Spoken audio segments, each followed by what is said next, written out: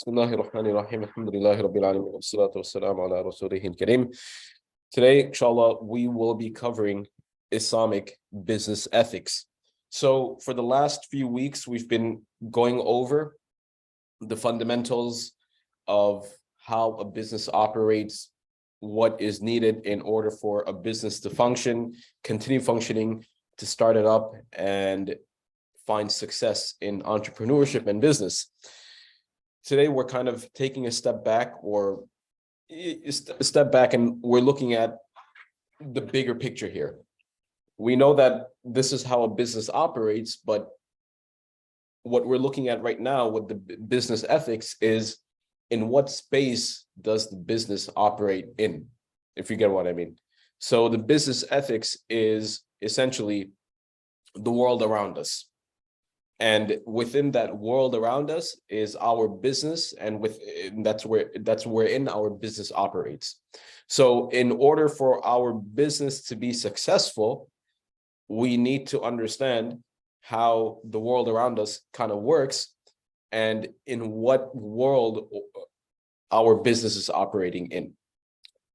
This may sound a little confusing, but once we get into it, inshallah, I think you guys will get a better idea what I'm trying to explain. So first and foremost, in order to understand business ethics, we need to talk a little bit about economy. This is not a class on economy. This is not a class on philosophy. We're just kind of laying the groundwork that is going to be leading up to our main discussion, which is the principles of Islamic business ethics. But in order to get to that, we need to just touch up or kind of shed some light on these concepts over here. So economy, we hear this word all the time. You turn on the news, it's always there. The economy is bad, economy is good, economy is fluctuating, so on and so forth. We hear the word economy almost on a daily basis. What exactly does economy mean? So Investopedia defines economy as the large set of interrelated production, consumption, and exchange activities that aid in determining how scarce resources are allocated in a country or for a period of time.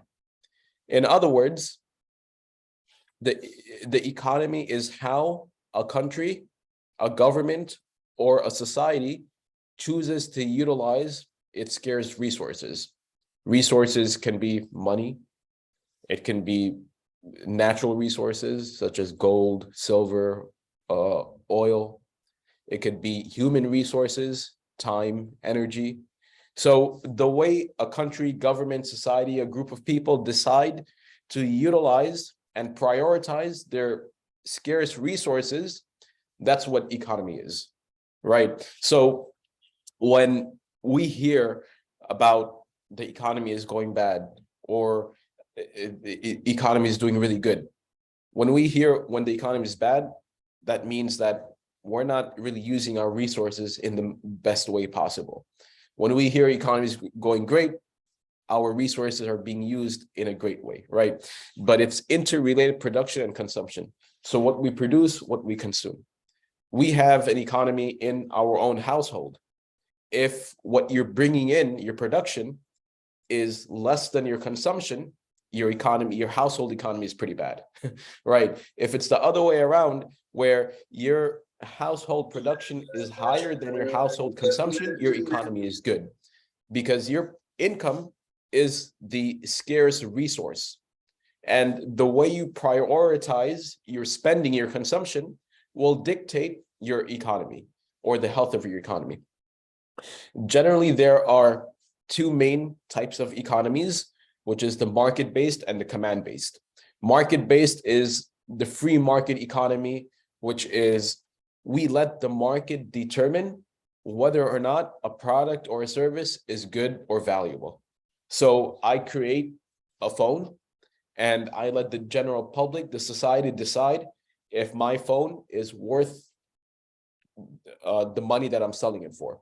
How do I know that? If they buy it or not. Likewise, if I produce a certain type of car and no one buys it, then that's an indication that my product is not in demand.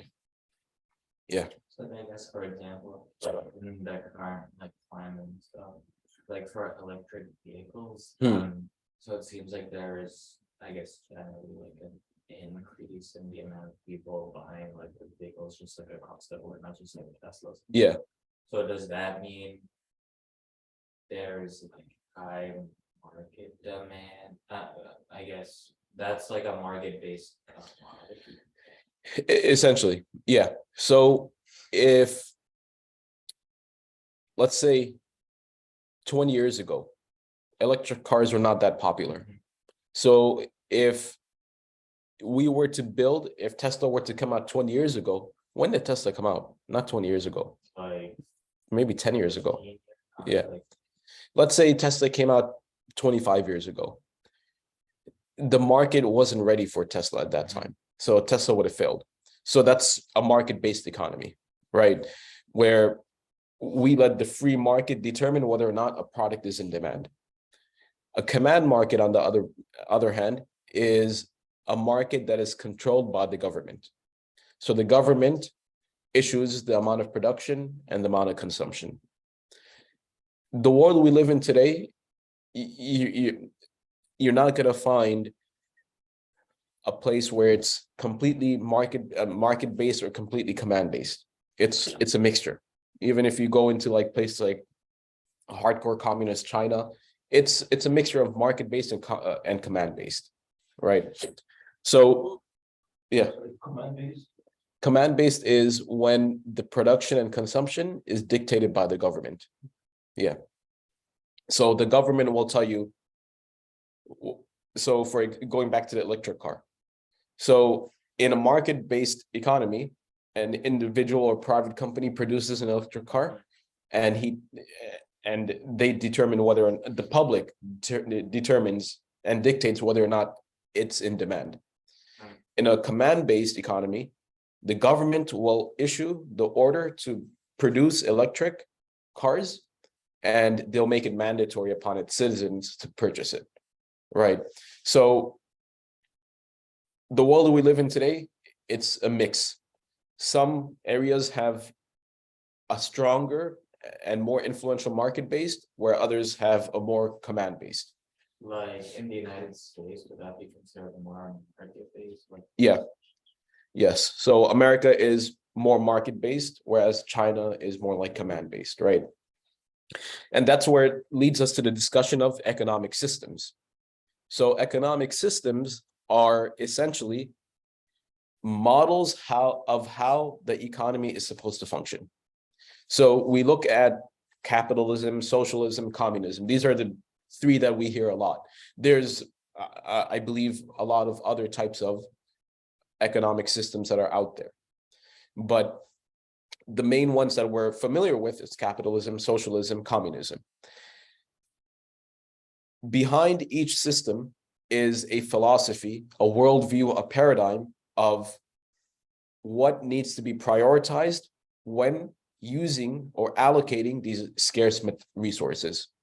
So America is dominantly a capitalistic society.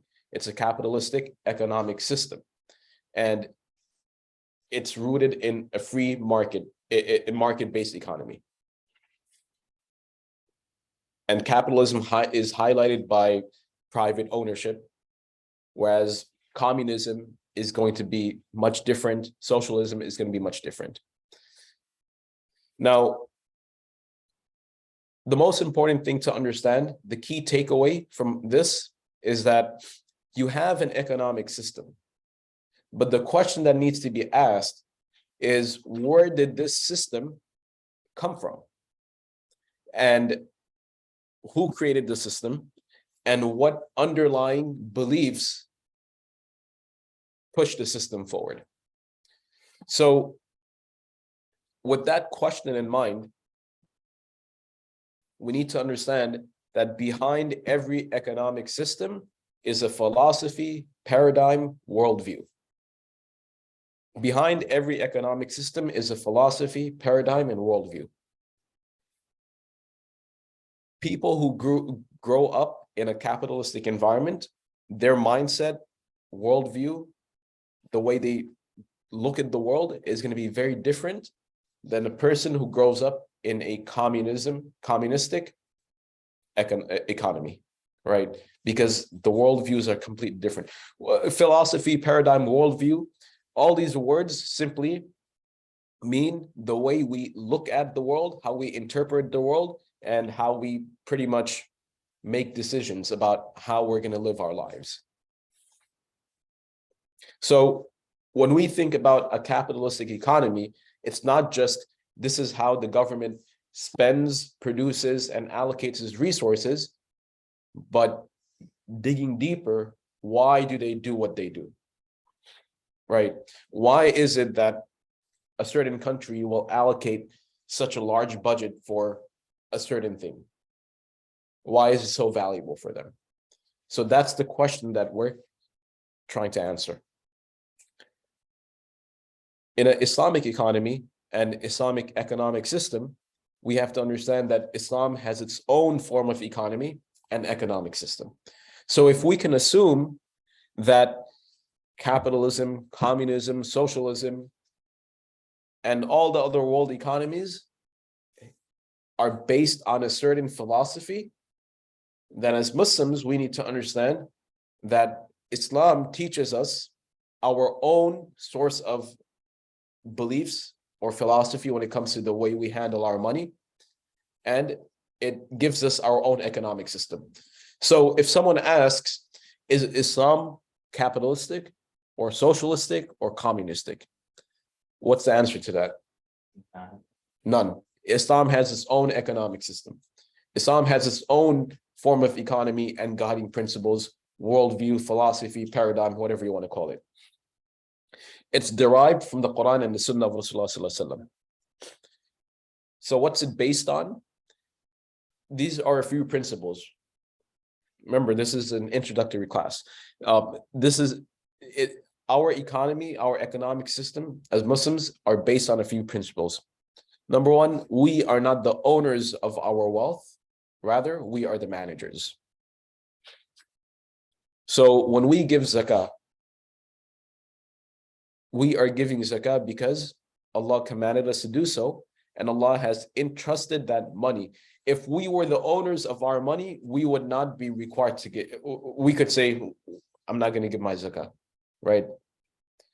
But we give zakat because we understand that the money came to us from Allah, and we need to fulfill our obligation to Allah by giving our zakat. So we are not the owners of our wealth, rather we are the managers of our wealth. And on the Day of Judgment, Allah is going to ask us how we've utilized our money. That all the money that Allah gave us, how did we utilize it? Did we utilize it for to seek reward, or did we utilize it for something else? The next thing is everything is from Allah, and Allah is the true owner. These two are interrelated. Money is a means and not an end. So we acquire money because it's a resource, it's a tool that helps us get somewhere, but it's not the end. It's not an end. Having a lot of money is not the sole purpose of this world. Rather, it's a means. And then lastly, our economic system is based on a metaphysical concept of barakah. In other words, money is a sabab, it's a means. But who is the ultimate controller? Allah subhanahu wa ta'ala. And because of that, we see that some people are able to live a better quality life with less than someone who may have more in quantity, but their quality of life is much lower. You take, for example, someone who lives in a poor village, hardly has anything, but they have a much better quality of life. They have much more, they don't have that anxiety. They don't have that stress. They don't need depressants. They don't need medication. But then you look at someone who is a multimillionaire. Take, for example, a celebrity. They need medication to help them sleep, to help them wake up. They're going through so many different affairs and issues within their lives. They need drugs to kind of keep them calm. So having more doesn't necessarily mean better quality. So we understand that our economy and our economic system is based on this metaphysical concept of barakah. That when we run our businesses and our household economy, our own business, for the sake of Allah, to seek a reward from Allah, then Allah will put barakah in our businesses. Allah will put barakah in our homes. So although the quantity may not be a lot, but the quality, the output, the impact will be much more. One scholar gave a very beautiful example. He said, to understand barakah, two individuals can have a similar sickness or a disease. For one person, they went to a store and bought over-the-shelf $2 medicine and they were cured. The other person with the same sickness or illness had to spend hundreds of thousands of dollars in medical treatment. So that's barakah, right? One person was able to take care of himself with just $2. The other person had to spend hundreds of thousands of dollars, right? So now we get into business ethics. We needed to lay down the foundation of economy, the Islamic economy, Islamic economic model, in order for us to get to where we are with business ethics. Because ethics is, what are ethics? Ethics are our moral values and principles. Business ethics are moral principles, policies, and values that govern the way businesses and individuals engage in business activity. What's interesting is you can't really separate individual moral ethics from business ethics. If you are the owner of a company and your ethics is questionable, then you're going to manage and run your business in a questionable and unethical way. Likewise, if an entire society is morally or ethically corrupt, they're going to run the economy and the country in a morally corrupt manner, right? And that's why in order to have an ethical business, you need to be an ethical person.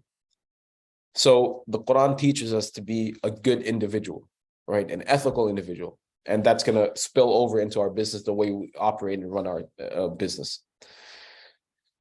But here's the most important thing to understand, that when we talk about ethics, we talk about morality. What's appropriate, what's not, what's right, what's wrong. Morality has to be based on something, right? Morality has to be based on something. You cannot say that something is inappropriate, but at the same time say that the world we live in is just a social construct. For example, if someone says genders are a social construct, in other words, that genders are something that human beings have made up over time. It's not, there's no foundational truth to it. It's just, as human beings, we separated the two. But in reality, there can be hundreds and thousands of genders. We just need to adopt that concept as a human society. But then, if you ask that same individual, what sort of genitalia do you have? They'll say, that's such an inappropriate question. Inappropriate based on what? Social construct? The same social construct that you just said doesn't exist, right? So the reason I give this example is because it actually took place. It took place in a courtroom in Arkansas, where a transgender woman was lobbying for children to be given medical treatment in order to change their gender as young as 5. So one of the politicians asked, what sort of genitalia do you have? And the person said, Well, that's inappropriate to ask. Based on what morality? Who makes it inappropriate? Society? Yeah. You're making it inappropriate. You're part of society, but then you turn around and say gender is also a concept that society made up. So they're more mutually exclusive concepts, right?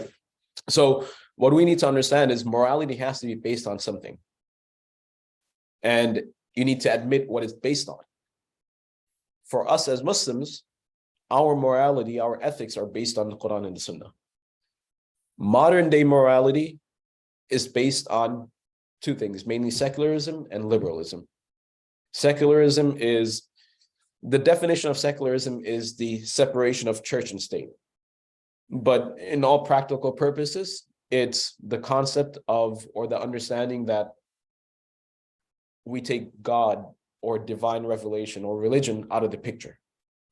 And liberalism means, it has a different definition, but the concept of liberalism is the advancement of self-interest and pleasure, maximizing pleasure. So the world that we live in today, what dictates morality? Morality is dictated by two things: the advancement of self-interest and maximizing pleasure. So if it's good for me, then it's moral. If it's good for us as a society, as a country, then it's moral. If it maximizes our pleasure in this world, then it's moral. So now you can have questions about, is suicide moral or not? And someone can say, well, you know, a person is taking away their life because they feel miserable and it's causing them happiness. So it's moral. You can say, is destroying the environment good or not? Well, it's helping us now. So a person can make that argument that it's moral. And then it can go into the way we look at gender, the way we look at our families, the way we handle money. So it's ingrained. So the point that we're making over here is that the world we live in, this capitalistic world, is running on a set of ethics that aren't written in stone, so to say. When you look at the Bill of Rights, when you look at law and whatnot, you don't see that everything is based on the advancement of self-interest and pleasure. It's understood, and it's known, right? Why? Because the concept of God, religion, has been taken out. So if that has been taken out, then who dictates it? The individual, right? So that's that. When we contrast that with Islamic business ethics and principles, we get it from the Quran and the Sunnah. So what we want to talk about today, and this is, we had to give that entire introduction for us to lead up to here, is what are some principles of Islamic business ethics? So even when, you know, next week when you talk about what's halal and what's haram, what sort of business transactions or business concepts are halal and haram, when we explore what riba is, why is it haram? And you'll get an understanding based on Islamic core ethics, that it's unjust. It's taking advantage of someone in a very desperate situation. So some principles of Islamic business ethics are: actions are based on intentions. The famous hadith of Rasulullah sallallahu alaihi wasallam, "Innama al-a'mal bin-niyat," that actions are based on our intentions. So in other words, what we understand is everything that we do, the business decisions, the way we run our household economy, the way we run our world economy, has to be solely to seek a reward from Allah, to please Allah. Because on the Day of Judgment, we understand that Allah will question us regarding these actions and these decisions. So you can already begin to see that in a secular economic system, there is no concept of this. Who's going to question us, whether this is right or wrong? We dictate what's right and wrong. 10 years ago, what's right is now wrong. What's wrong today will become right 10 years from now, right? So it's ever changing. And it's not based on science either. If that was the case, it would have been different, right? So it's not based on science either. Although that's what a lot of people will push for, that secularism, liberalism is based on science.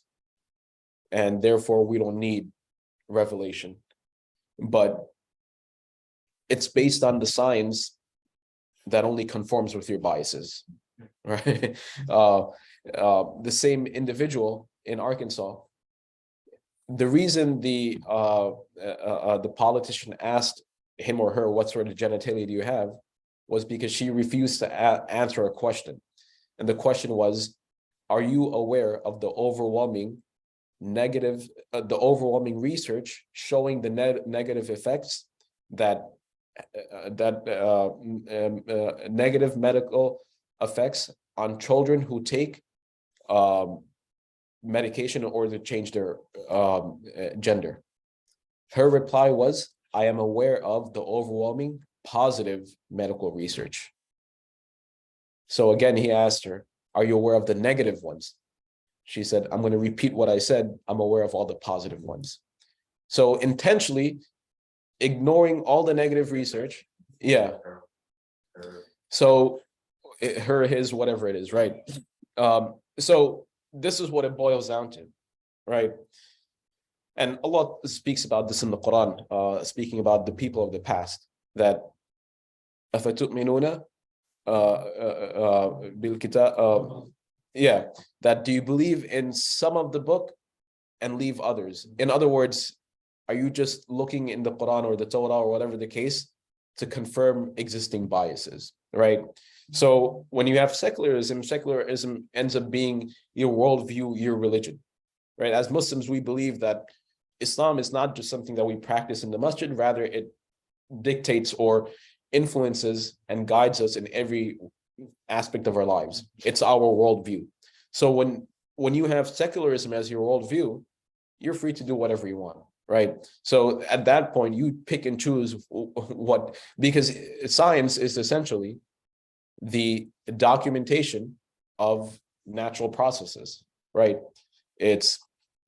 We see the sun go down and the sun go up. Why? So we examine nature and determine, we come to a conclusion, right? And we then try to replicate that in order to create a outcome to determine whether or not our theory is in fact correct, right? But then when you have science showing you something that is against your existing bias, then you're just going to manipulate the tests. You're going to manipulate the statistics. You're going to manipulate the way the tests are being run, and then try to have the conclusion come out to something that favors your existing bias. So that's that. The next is love for others, what you love for yourself. If you're a business owner, this is about how you treat your employees. If you're an employee, this is how you treat your employer, how you treat your coworkers, how you treat your managers, how you treat the people around you, right? So this is completely based on that. If you're a governor, how you treat your people, right? Now this is this next one, do not compete. This is by far, I think, extremely important for our society over here, because we live in a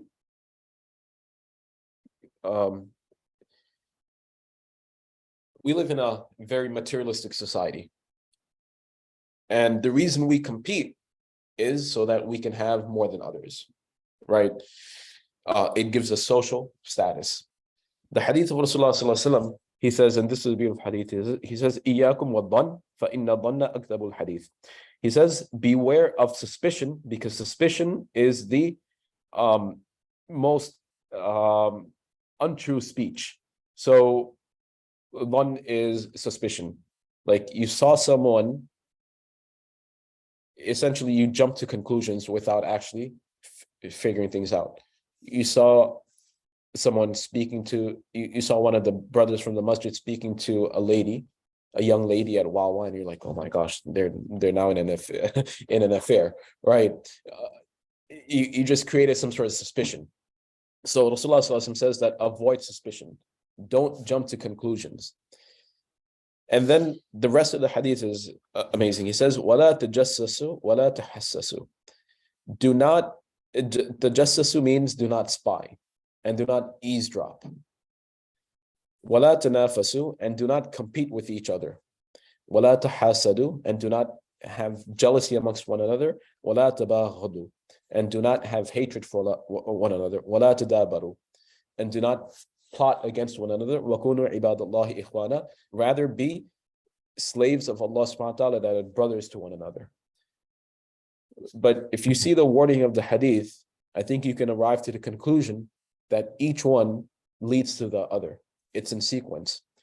When you start tajassasu and tahassasu, when you start worrying about other people, eavesdropping and spying on other people, you may not do it literally, you may not take a binocular and spy on other people, but you go on social media. Where is this person going on vacation? What kind of car does this person drive? What kind of houses? And it's also up to us that what do we choose to display and show the public?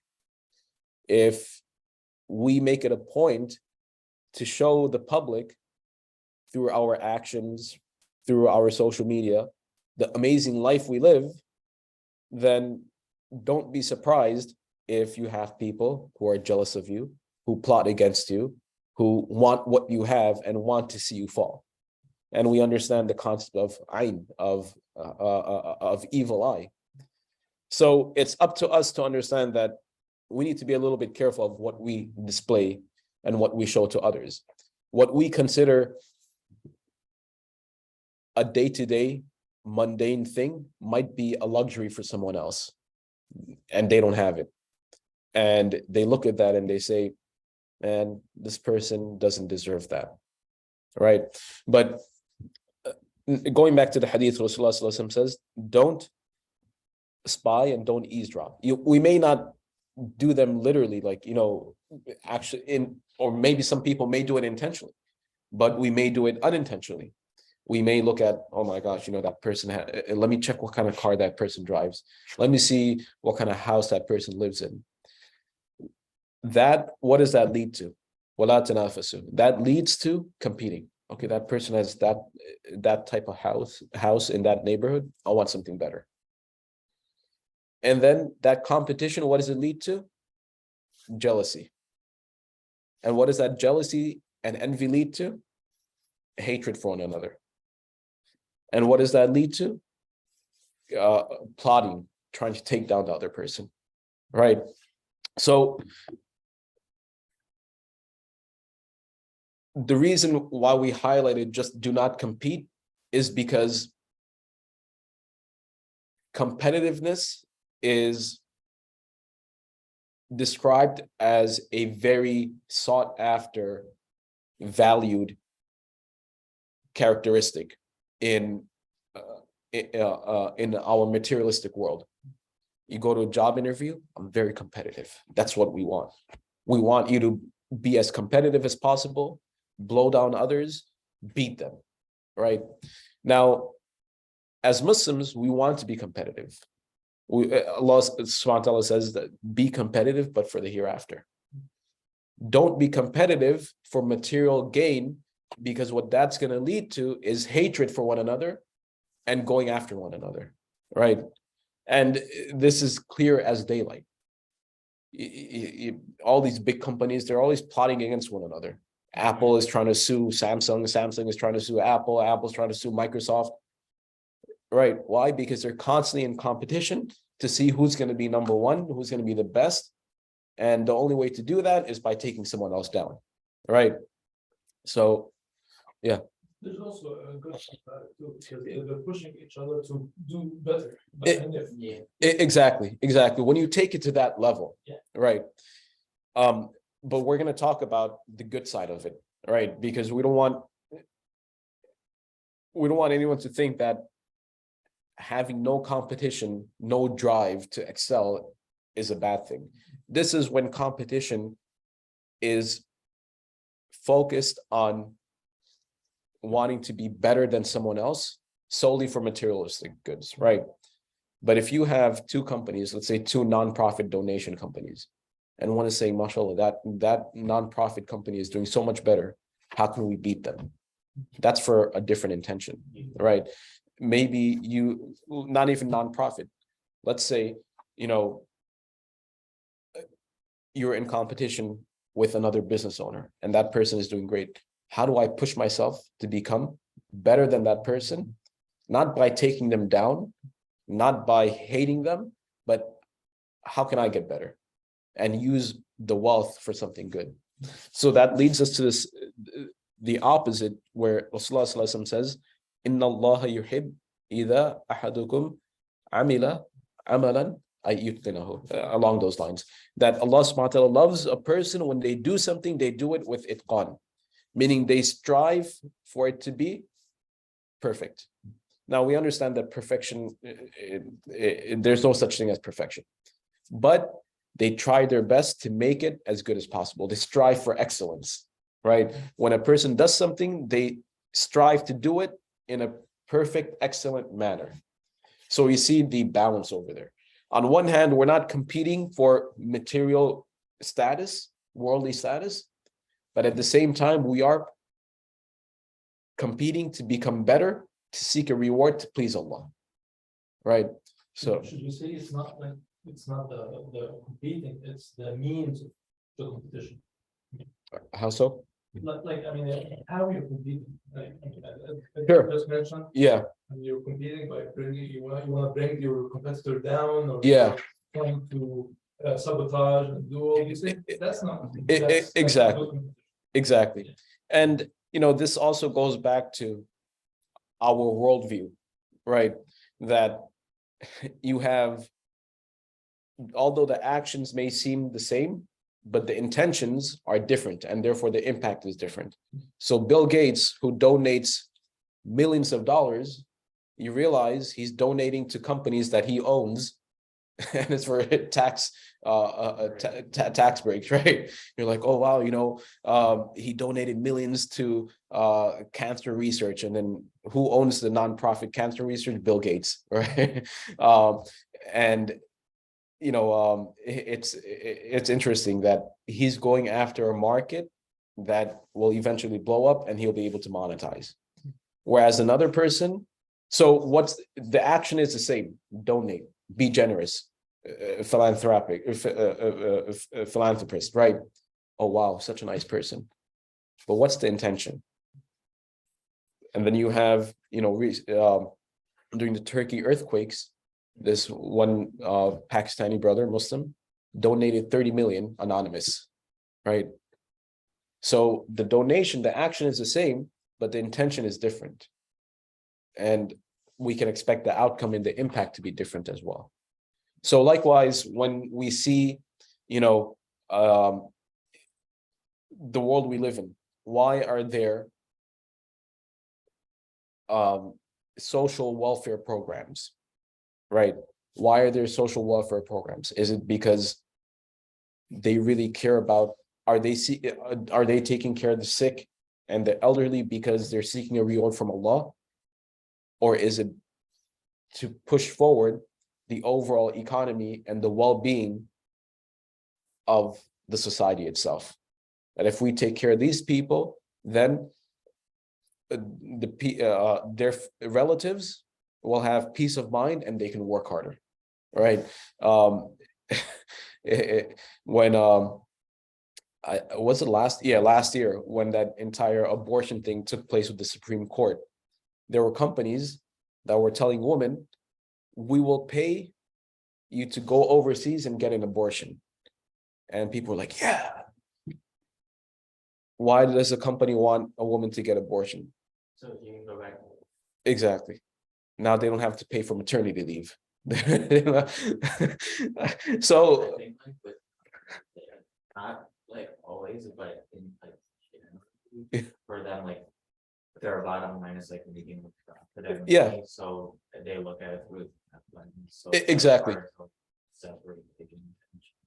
It's all because it all boils down to this secularistic point of view where everything needs to be measurable, quantifiable, right? So we just look at our bottom line, and you look at, the psychology of productivity. What's the guy's name? He was a Milton, something Milton.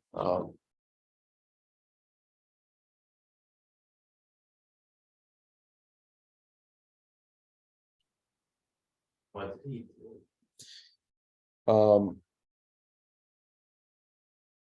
He was a I'll tell you right now.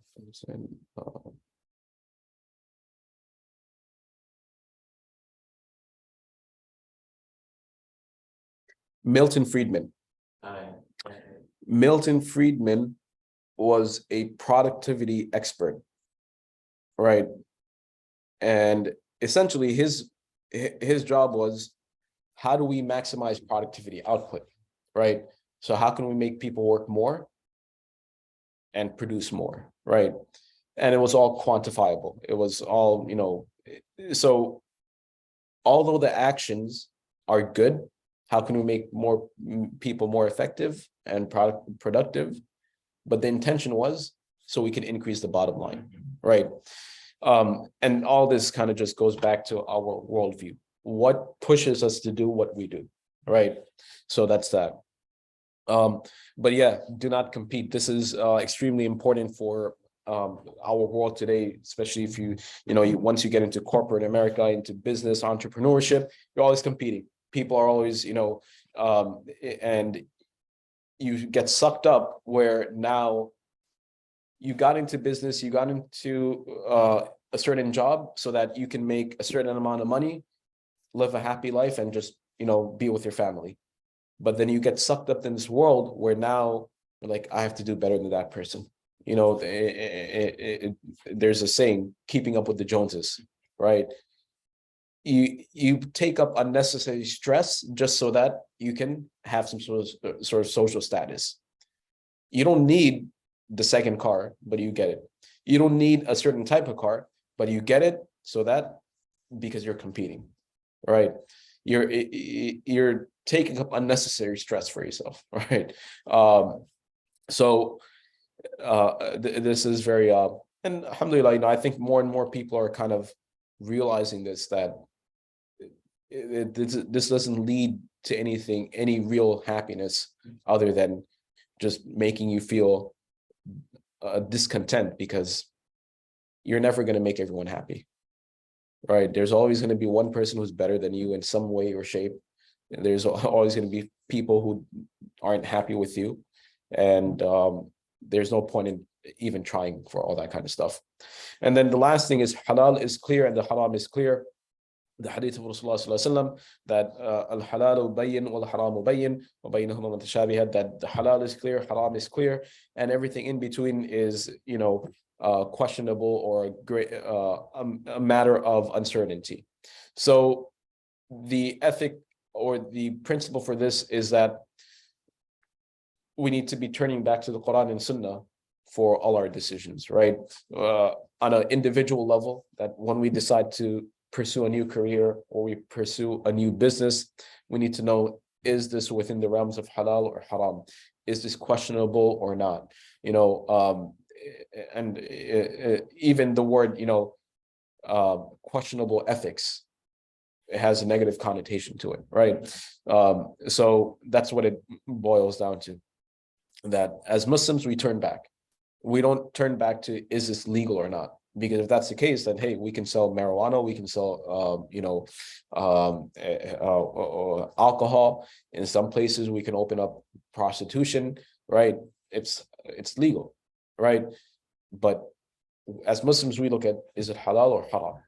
Because again, there is a broader worldview at play, that on the day of judgment, Allah is not going to ask us, was this legal or not in your country? Rather, was this halal or not? Meaning, was this permitted by me or not, right? So this is inshallah, hopefully this was beneficial, but today's class was more about the Islamic worldview when it comes to our economy, our economic system, what drives it, right? What is the underlying framework of how everything what everything is built on while we make the decisions that we do, so on and so forth, right?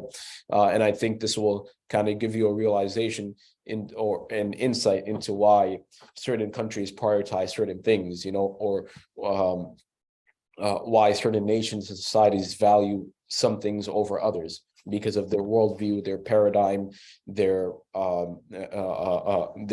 basic philosophy of how the world works and what's important and what's not.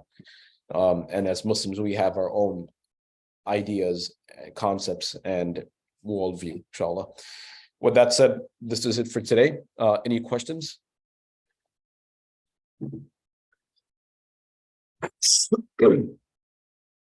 So I have a question. Yes. These two principles, do not compete and aim for perfection, start. This is so if I have a product, so I can increase the sales of that product without competing, but continuously I can invest to make my product better and better so that I can increase my profit, I can increase my sales, but I'm not competing with others. My sole purpose is that, of course, it's my business. I want to increase my business. I want to increase the sales, but what you're saying is that without looking at how others are doing, I'm just increasing, my, or even if I'm competing, I can compare, right? It's totally acceptable that I look at that. Okay, I have, for example, I have this tea, okay, and that this tea is, I'm selling, this flavor. How can I improve that? Because that, product does not have multiple flavors, right? Even though I'm competing, I'm not, like my intention is not to take it down, but I want to improve my product. Yes. So we want to look at the entire hadith itself, because what Rasulullah is saying, do not compete, where that competition now leads to jealousy, hatred, and plotting against one another. Right. So if you're competing with someone and you get to this stage where now you are jealous of that person, and that jealousy is now pushing you to hate that person, and that hatred is now pushing you to plot against and take down that person or harm them, that is the type of competition that we want to avoid. We don't want to avoid the competition that's going to help us aim for excellence and perfection, right? So your tea example, you look at your competitor and you're saying, wow, they have X amount of tea flavors. Let me try to get better than them, right? Why? Because we are trying to strive for excellence, not because we have jealousy for them, not because we have anger and hatred and resentment towards them, and not because we're trying to sabotage their business and take them down or harm them. Does that make sense? Yeah, so that's totally acceptable. Right? So I'm not doing anything, in harm. So say, for example, Apple, I think, would love to see Samsung go away, right? Why? So they can have 100% market share, right? But from the Muslim worldview, we don't look at it like that. We don't want to wish bad for anyone. Hey, if they fail on their own, that's a different story, but we're not going to now actively open up a separate department to see how can we sue this person on every single move, right? How can we take them down legally? How can we put barriers and blocks against them, so on and so forth, right? How can we run smear campaigns and all this other stuff, right? So it's the intention, and based on that intention, you're going to see your actions kind of come into fruition. Yeah, got it. Jazakallah khair. Right. So yeah, even from a small business point of view, when you're competing in order to take down other people, now what you're doing is you're going around telling, oh, don't buy from that certain company or from that certain individual. Why? Because they're questionable or so on. You're trying to at that point, you're not aiming to become better. You're trying to make that other person worse, so that even if you have a inferior product, your product ends up being number one. Why? Because the competition is no longer there, right? So when we say do not compete, we're talking about in that sense, where we end up where that competition leads to hatred and trying to harm other people, and where that competition leads you to just now be focused on the means instead of the end. The means, which is social status, recognition, money, so on and so forth. Any other questions?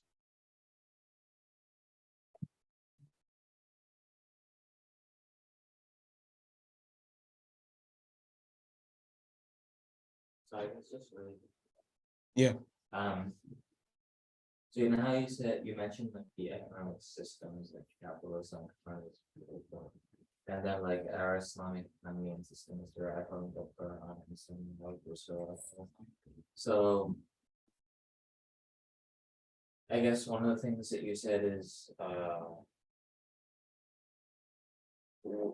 love for others what you love for yourself, but can it be considered in a way like the Islamic like business ethic or principle is that like we try to maximize or create the most good from what we do for the greatest number of people, rather than like like you said, for the secular like liberal society, like it's focused on like maximization of their self-interest of an individual, in contrast with the Islamic worldview or principles that it benefits the greatest number of people, not just you. And it's not like about you, it's about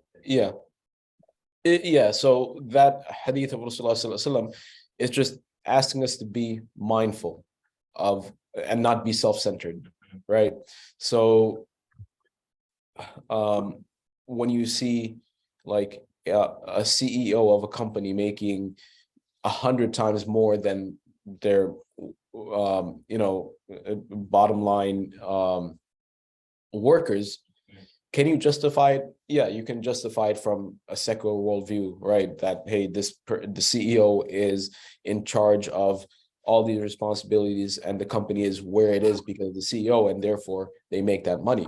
But then, and you can also say, well, that low-level worker is just sweeping the floor and therefore it doesn't have any value. But what Islamic business ethics would hopefully indicate is that low-level worker who is sweeping the floor has a full-time job that has to take care of a family. So the least that we can do is offer them a livable salary, even if it means that now we take a little bit of away from the CEO who is making more than what they can ever spend in their entire lifetime, right? So that's what that would kind of indicate. And again, there are certain companies that have done that. There was one company, I forget the name of the company, but the CEO pretty much went from having like a $4 or $5 million year annual salary to just like 80,000, so that he can give away to everyone else, all his workers, right? But again, we go back to why, right? Why is it being done? As Muslims, we do it to please Allah. They'll do it for personal advancement, so that I don't have a guilty conscience, so that I can feel good, so I can feel like I have some value and worth, right? It's if you do it for Allah, all those will come as a byproduct, but you're making the byproduct the main product. And you Right. get rewarded. Exactly, right? So the point is, you might see an overlap on the apparent actions, but it's the intention that ultimately dictate where it's headed and why. So that's that. Yeah. So Well, and there's a hadith of Rasulullah sallallahu alaihi wasallam where he says that, pay the worker before his sweat dries. So in other words, as soon as they're done working, pay them, because give them what they need. I mean, give them what you owe them instead of withholding it or whatever Yeah. the case, right? And I would imagine that falls under love for others, what you love for yourself, because that's something you would like. Yeah, I'm done with the work and pay me immediately so I can go on my way. So that's that.